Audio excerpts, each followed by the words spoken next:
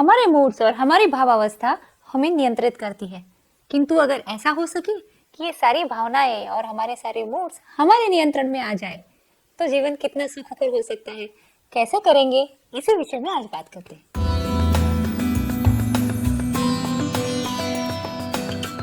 नमस्कार, मैं डॉक्टर कलिका आप सबका भरपूर स्वागत करती हूँ। हमारी भावनाएं, हमारे मूड्स हमारे जीवन पे बहुत परिणामकारक होती है। आज का विषय इसी बारे में है कि इन भावावस्थाओं पे हम अपना नियंत्रण कैसे पाएं। अगर मुझे लग रहा है कि मेरा मूड ठीक नहीं है, आज मैं उदास हूँ, मुझे कुछ करने का मन नहीं है, दूसरा मन कह रहा है कलिका ये गलत है, उठो, हमें बहुत काम करने हैं, बहुत कुछ करना है, इस भावावस्था से निकल पड़ो, तब क्या करें? ये प्रश्न है। हमारी भावावस्था से हम बाहर कैसे निकले और इन सारे मूड्स को हम अपने नियंत्रण में, अपनी मुट्ठी में कैसे लाएं? हम समझते तो हैं, पर उसे कृति में कैसे डालें, इस बात पे अटक जाते हैं। तो यहीं पे एक बहुत समझने वाली बात यह है कि ये भावनाएं आती कब है, पहले ये समझते हैं।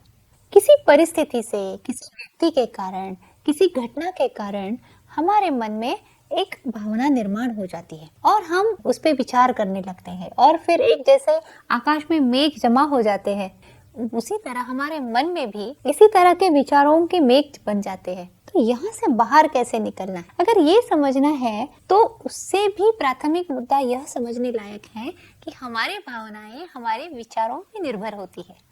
तो हम विचार किस तरह से कर रहे हैं, इसका निरीक्षण करना आवश्यक है। भावनाओं पे विचारों से नियंत्रण पाया जा सकता है। देखिए, अगर कुछ घटना घट रही है तो उसे हम प्रतिक्रिया देते हैं, फिर उस प्रतिक्रिया की कोई प्रतिक्रिया आ जाती है। इससे क्या हो जाता है कि हमारे मन में जो भी भावनाएं हैं वो निर्माण होने लगती है। आमतौर पे ऐसा लगता है, किंतु थोड़े अगर हम उसके अंदर और चले जाएं और समझने लगे तो देखिए, एक घटना लेते हैं। जैसे बच्चे खेल रहे हैं, 4-5 बच्चे हैं, खेल रहे हैं। एक बच्चा दूसरे बच्चे को कहता है यूर अ लूजर, आप यशस्वी नहीं हो सकते हैं। तो जिस बच्चे को ये कहा गया है उसे बहुत बुरा लगता है, खेल छोड़ के घर में चला आता है। फिर माँ उसे पूछती है, वो कुछ नहीं बताता।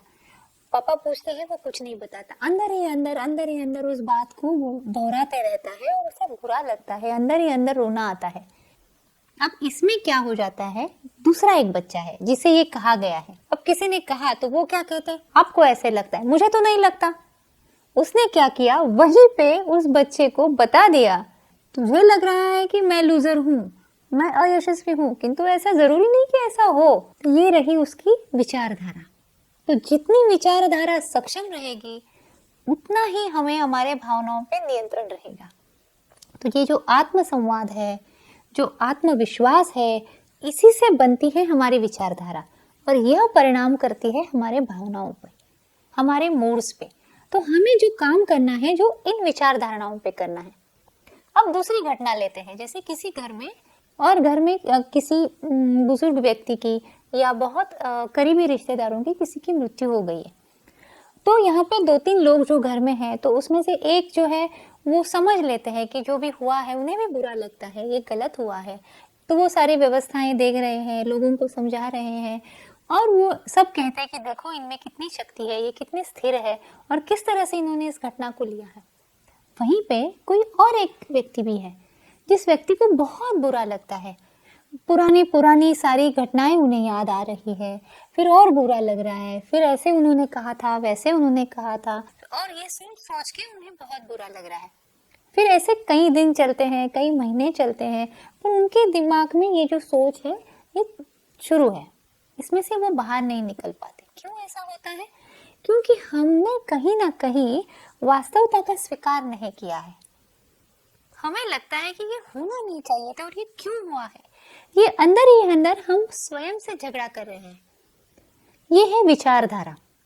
अगर इसी विचारधारा को सही करना है तो क्या सोच सकते हैं कि इस जो व्यक्ति गुजर गई है उसके बारे में हमें प्यार पहले भी था, आज भी है। हमें उनके बारे में आदर पहले भी था, आज भी है। तब क्या होता है कि हम वास्तवता का स्वीकार करते हैं।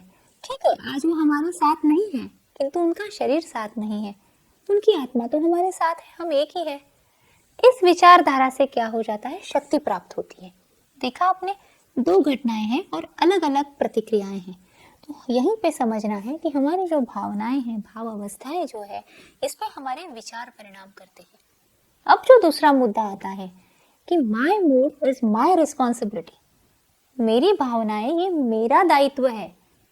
हम हमेशा क्या कहते हैं कि दूसरों को हम उसके लिए कारण मानते हैं। वी ब्लेम अदर्स, इसकी वजह से हुआ, उसकी वजह से हुआ, इस परिस्थिति की वजह से हुआ। किंतु जो विश्लेषण करते हैं वो देखते हैं कि इसमें मेरी गलती कितनी है, सामने वाले की कितनी है, और जो घट गया है वो घट गया है, वो पास्ट है, पूर्व में घटा है। अब आगे क्या कर सकते हैं? एक नया एक्शन प्लान बनाएं, एक नई कृति प्रणाली स्वीकृत करें और उसी तरह से हम आगे जाएं। पर जो आगे देखते हैं, यहाँ भी आप देखेंगे जिसकी विचारधारा सक्षम है, पावरफुल है, वह बंदा अपयश में से भी बाहर निकल के अपना रास्ता निकाल लेता है। तो ये विचार धारणा जो है, यह हमें पक्की बनानी है। अब जो आगे का मुद्दा है कि क्या हमने कभी सीखा है कि हमारे मन के विपरीत अगर कुछ घटता है तो हम कैसे प्रतिक्रिया देंगे? तो क्या हमने हमारे बच्चों को या हमें स्वयं को ये सिखाया है? क्योंकि योग में भी कहा गया है, अनुकूल वेदनम सुखम, प्रतिकूल वेदनम दुखम। हमारे मन के अनुसार कुछ होता है तो हम खुश हो जाते हैं, सुखी हो जाते हैं। हमारे मन के विपरीत कुछ हो जाता है तो हम दुखी हो जाते हैं। किंतु ये दोनों ही घटनाएं जीवन में होने वाली है, बार बार होने वाली है, रोज होने वाली है, हर बार होने वाली है। तो ये हमने सीखना भी जरूरी है कि मेरे मन के विपरीत कुछ घटता है तो मैं क्या करूं। तो पहले तो उसे स्वीकार करते हैं, फिर उसका विश्लेषण करते हैं, फिर हम क्या कर सकते हैं और हम क्या नहीं कर सकते हैं, इसका हम पहले एक अंदाज लगा लेते हैं। ये समझना भी जरूरी है। और फिर जो हम कर सकते हैं उसमें हम स्वतंत्र है, वो करके हमें आगे चलना है। और जो हमारे हाथ में नहीं है उसे हमें छोड़ देना है। अब हमारे हाथ में क्या नहीं होता है? सबसे बड़ी बात है जो हम करना चाहते हैं और कर नहीं पाते। बताइए जरा, सोचिए।